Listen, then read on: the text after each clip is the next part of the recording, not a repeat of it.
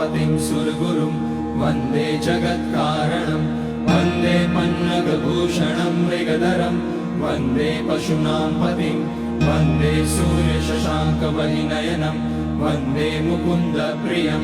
वन्दे भक्तजनाश्रयं च वरदं वन्दे शिवं शङ्करम् ॐ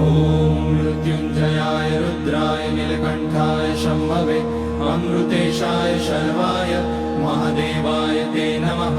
नमस्तेस्तु भगवन् विश्वेश्वराय महादेवाय त्र्यम्बकाय त्रिपुरान्तकाय त्रिकाग्निकालाय कालाग्निरुद्राय नीलकण्ठाय मृत्युञ्जयाय सर्वेश्वराय सदाशिवाय श्रीमान् महादेवाय नमः। ॐ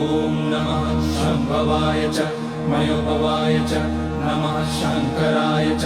मयस्कराय च नमः शिवाय च शिवतराय च ॐ